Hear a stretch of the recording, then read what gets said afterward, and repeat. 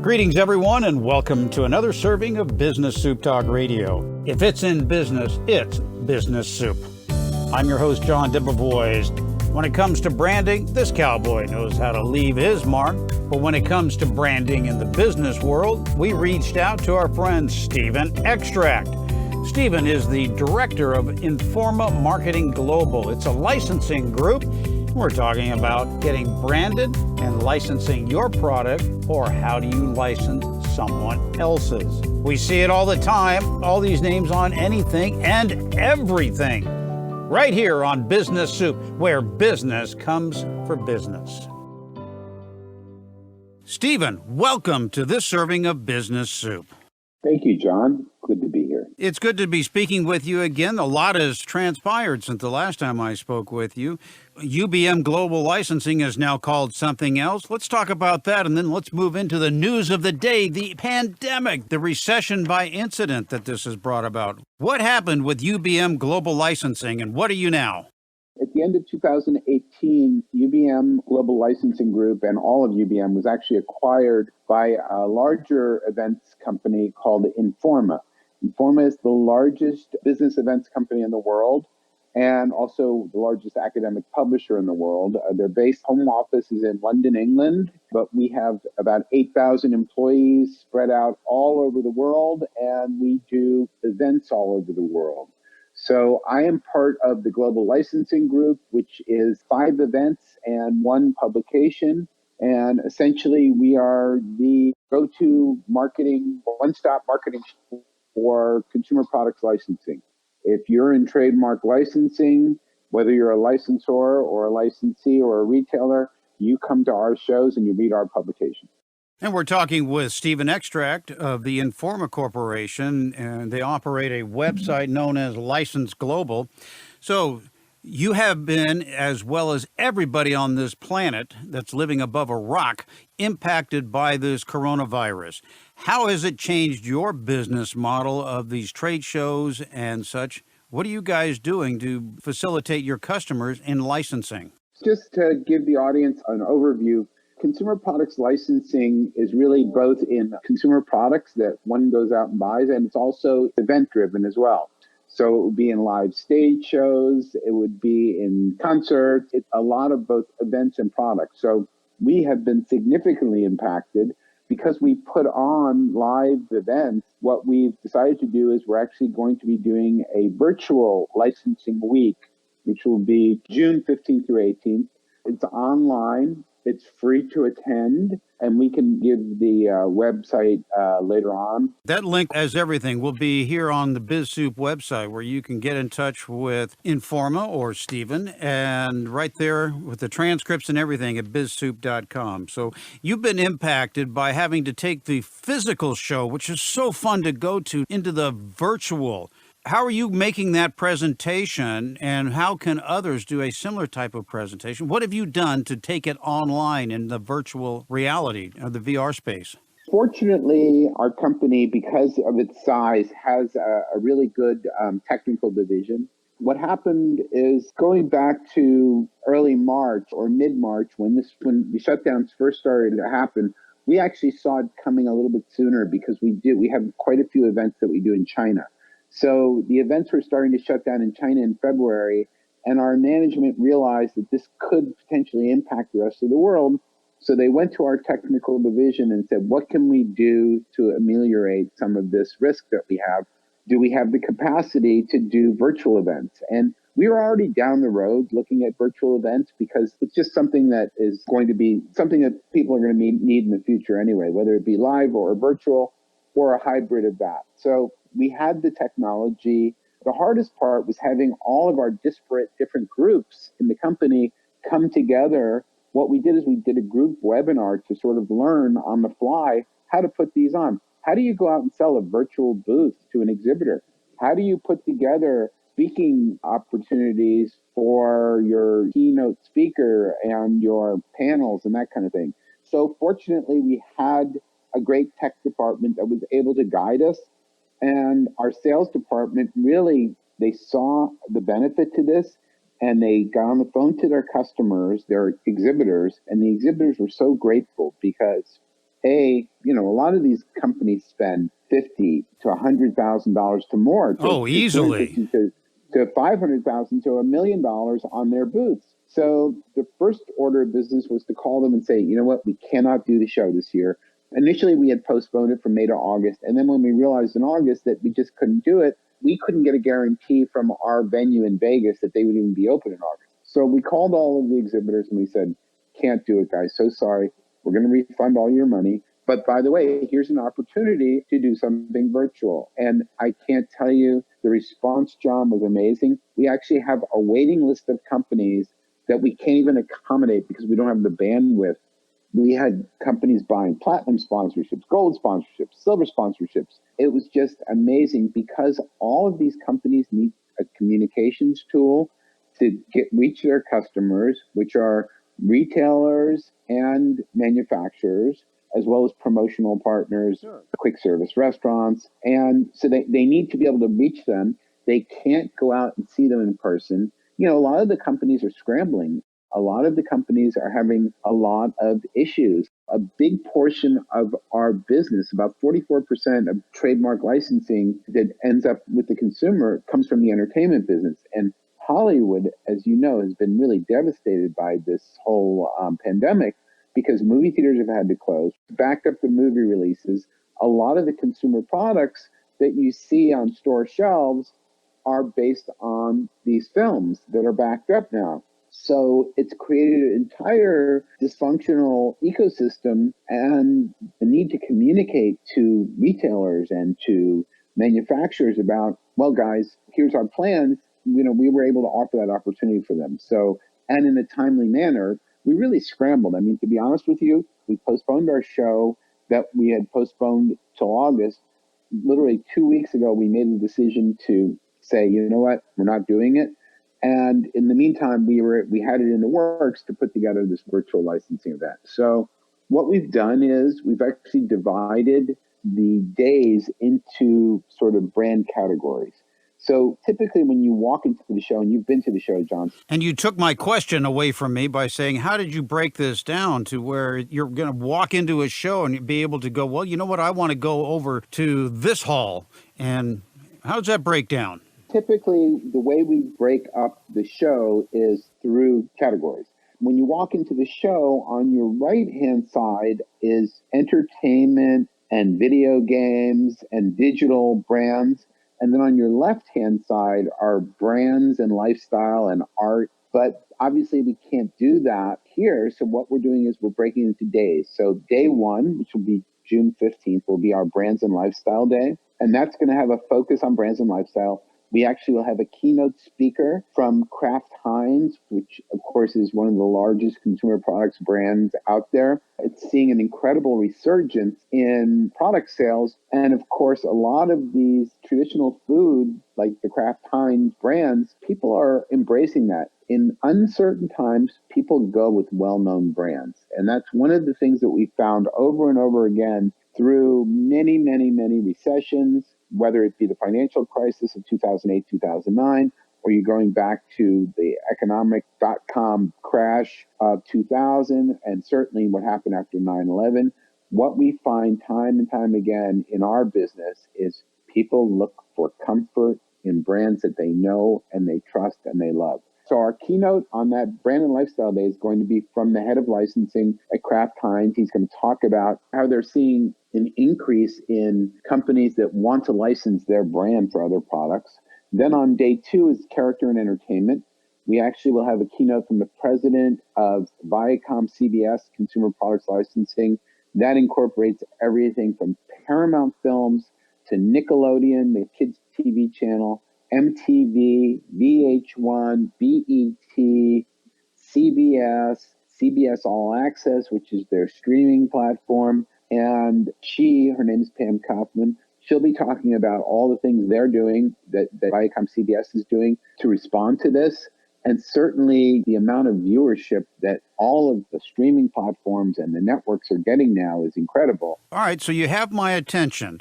I'm a small business owner, as are my listeners on Business Soup, where they come for what I call the tips, tools, and techniques. Who should be watching this? Who should be attending this free online program that you have coming out? Who should be watching it, and what should be their takeaway on how it will benefit their business and solve a problem that they may have? For small businesses, we know that they've been the most severely impacted by this pandemic. This really requires a lot of creativity right now to think about how do we get back to business, whether you're selling products through retail or whether you're a small restaurant or a dry cleaner or whatever you do. There are opportunities in licensing, right? And just to give people an idea, what is licensing? Basically, licensing is when you are leasing a trademark of a well-known brand or entity, right, for your particular product or experience that you're offering as a way to come to market better, faster, quicker, and certainly sell more, right? So I've gotten a lot of calls actually, John, from companies that have the ideas to create face masks. And they want to get the license for anything from Disney products to bands to video game characters, getting those calls all the time from small companies. A lot of the smaller companies in our business that manufacture t-shirts have stopped manufacturing t-shirts, and they're now manufacturing face masks. They're taking the t-shirt material, the cotton polyblend material from the t-shirt, and they're making them into face masks, and they're getting them on the market. And they're branding it with the names that they have authorization for. They want to get, if it's a Mickey Mouse or if they want Donald Duck, they have to license that from Disney, and they would go through you. Well, they wouldn't go through me, but they would learn how to do it through us. Basically, we're a conduit to help people connect. We're a connector. So typically what they would do is they would either use a agency that can match them up with a Disney or another brand, or they would go directly to Disney. Now, I can tell you, a company the size of Disney, which is by far the largest licensor in the world, they do about $70 billion a year in retail sales of licensed merchandise. They're very hard to get on the phone. Very hard because you can imagine the volume of calls that are coming in there. It's not their fault. It's just they can't manage the volume of calls with the staff they have. And that's one of the beauties of attending our show, whether it's virtual or not. We'll have matchmaking. We'll be able to set people up who are attendees with companies that are matchmakers. Basically, they have the contacts within Disney or within a Ubisoft or some other one of these large companies. They know how to get their foot in the door and represent a smaller business that might be looking for a license, and then negotiate it on behalf of that smaller business as well. So if I've got a kiosk down the local mall here and I want to have Disney masks and I can't get Disney to pick up the phone, you would be a conduit to where, hey, how do I get a Disney logo on my mask? And you would be the conduit to get to them through your connections. Sure, or certainly the conduit to hook that kiosk vendor up with a distributor who may already have the product. Because believe me, the first thing a mask manufacturer thought is, oh, let me go out and put this Disney on my mask, the Disney characters. So we know that they're already out there in the marketplace. We know they exist. I mean, I can tell you, I'm seeing all kinds of masks. Pretty much every rock band from the 70s has masks out there now. So they've been licensed. The question is, how do you get them? If you're a small business owner and you own a kiosk in a mall or wherever it may be, you want to find a distributor who has access to that, and then where you can buy from them so that you can sell them, because those are obvious best sellers, right? If I have to wear a mask, you know what? Let it at least be fun. Let it be a fun mask. Let it be something that I feel akin to, a brand that I like, I feel akin to, you know what I mean? Absolutely. I want something that reflects my personality, and there isn't a character out there that it's not Disney, but it's Looney Tunes, and it's Foghorn Leghorn. That's the one that represents me. We're talking with Stephen Ekstract. He is from the Informa Corporation, and they are one of the leaders in global licensing. And we're going to get back to the pandemic and this virtual reality presentation and how that distribution model is taking the place, at least temporarily, of the physical interaction between those who go to the licensing expos.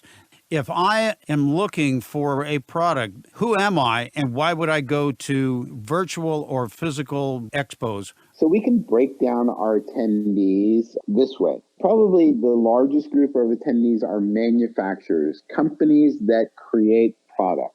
They may not necessarily actually manufacture it themselves. They may actually act as a middleman for the manufacturer, particularly given the fact that most finished goods now are made overseas. So, for example, in the case of t-shirts or apparel, it's coming from Asia, or it's coming from Central America, or it's coming from Mexico. In the case of toys, it's coming from Asia, whatever. But they are companies that identify themselves as manufacturers.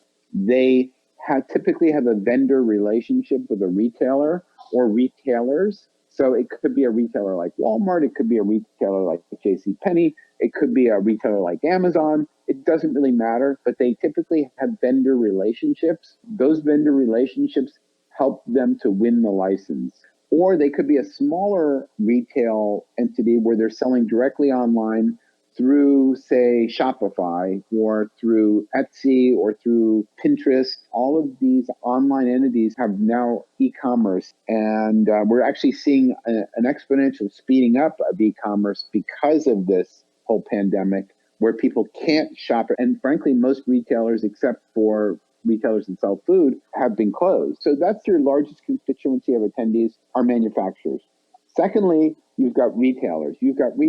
And that's everything from brick and mortar. Again, I say it's everything from mass to class. So it's the Army, Navy stores that sell on post to enlisted people. It's the big box stores like Costco, BJ's Wholesale, Walmart, Target, TJ Maxx, and Marshalls. You've got mid-tier like JCPenney and Sears. You've got higher end like Neiman Marcus and Saks Fifth Avenue, Nordstrom's, and everything in between. So it's really every type of retailer you can imagine attends the show. And it's not necessarily the individual buyers. So you're not going to have the kids sock buyer, because each one of these big retailers has someone very specific.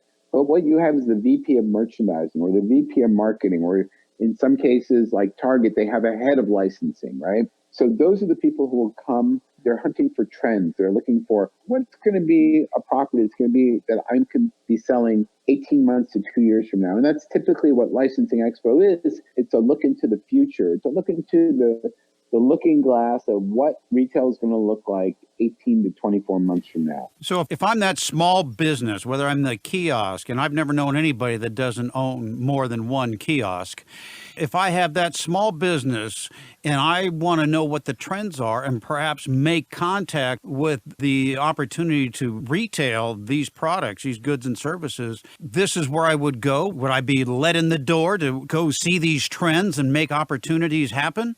Absolutely. And typically with our live events, you need to register online, tell us what you do, and it's typically free to attend. Of course, you have to pay for your flight. Our U.S. show is in Las Vegas. So wherever you're coming from in the country, you'd have to get to Las Vegas. You'd have to get a hotel room. So for the virtual show, which is this year, because we can't do a live event in the U.S. this year, the virtual show, anyone can attend. All you do is you're going to go online, you're going to register, and then you can attend any of the sessions. You can see that we'll have virtual exhibitors where you can go into the booth through your computer screen, and you can see, they're going to show you what the properties are that they're licensing for that particular year. Could be anyone from a movie studio to an art studio that represents artists, to a brand company, a brand agency that represents automotive brands or represents food and beverage brands. When you say represents those brands, they could represent multiple brands, where as a small business person, I could go in and say, they represent a handful. And as opposed to going in for one deal, I could walk out with a dozen, or depending upon how big my wallet is. That's correct. You could, absolutely. Typically, the licensing agencies, there are some that will specialize in one area. So, for example, there's one agency that just specializes in candy brands, right? And they have every candy brand known to man. But then there's some that have pretty much everything when it comes to brands and lifestyle. They'll have they'll represent a motorcycle brand and a beer brand and a whiskey brand and a fashion and apparel brand. So you can actually, as you go through these booths, it's really fascinating because you'll learn so much about what's available, and you'll be amazed at what's available out there, because brands that we know as consumers has some form of licensing. And the reason that is because their core business is manufacturing. If I'm Nabisco and I'm manufacturing Oreos, that's my core business. I'm not really good at manufacturing t-shirts, but gosh, I want to sell t-shirts with the Oreo cookie logo on it. So I'm going to license that, right? To use Corona beer. Corona beer, by the way, has seen an incredible increase in licensed product sales as a result of this coronavirus, because people like the irony of it, right? Yes. So oftentimes, on these Zoom calls, whether it be with family and friends or whether it be in business, you'll see people wearing a Corona t-shirt, or they'll have a Corona umbrella behind them. They think it's ironic and very funny that, oh, it's the coronavirus, I'm trapped in the house, so I'll have Corona products. So you've seen an incredible increase in Corona licensed products as a result. Very interesting.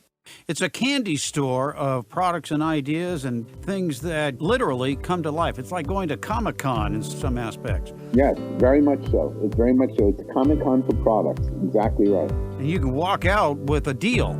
Going to, whether it be the Expo in Las Vegas or the virtual one online, find out how to get your product out there or get somebody else's and enhance your business model through licensing. And Stephen Ekstract has joined us to extract the information and disseminate it to our audience right here on Business Soup. Stephen, I want to invite you to come back on, and we're going to be doing another interview about what does it mean to license your product, goods, and services right here on Business Soup. Stephen, thanks for being a part of this serving of Business Soup.